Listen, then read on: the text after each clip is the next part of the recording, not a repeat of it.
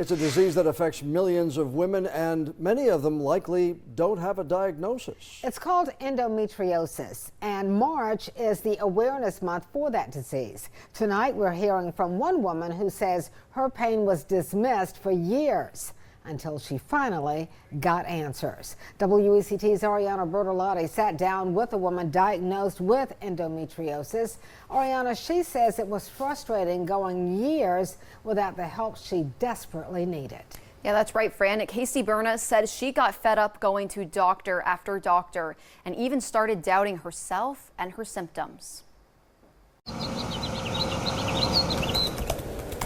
Casey Berna devotes her life to helping others as a social worker, but for years, she couldn't get anyone to help her. I got into high school, and by college, I was feeling very ill, and I kept going to so many doctors who would tell me it's anxiety or irritable bowel syndrome. Her symptoms and pain didn't stop. I had constant diarrhea, stomach cramps, I had frequent urination, I had chronic fatigue. Those symptoms eventually led to a diagnosis of endometriosis. It was very frustrating, really going from doctor to doctor and not having answers as to why I was feeling awful. With endometriosis, tissue similar to the uterine lining can be found on the fallopian tubes, the ovaries, and even the bladder, amongst other organs.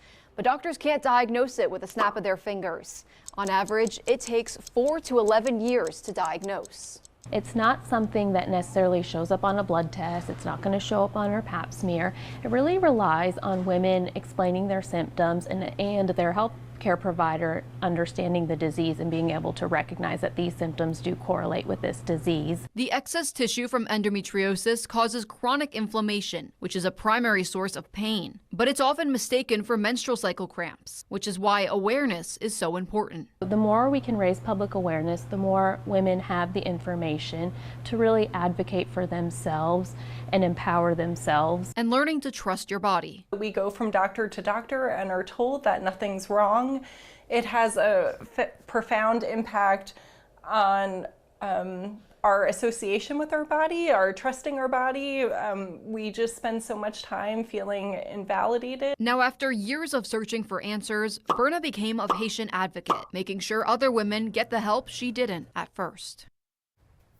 So as I was doing research for this story, it consistently came up how underfunded and understudied diseases like endometriosis are. So how much money does it actually get for research? Yeah, great question. So despite the disease impacting millions of women, the latest numbers from the National Institute of Health, and I have my notes here, show only $28 million go towards its research. In comparison, research on male pattern baldness gets funded more. Wow.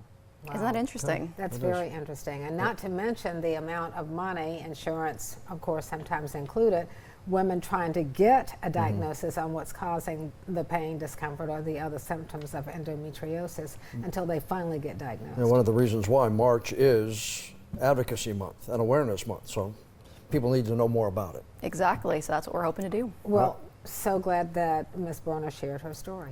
Yep. For sure. All right, Thanks, so much. Ariana.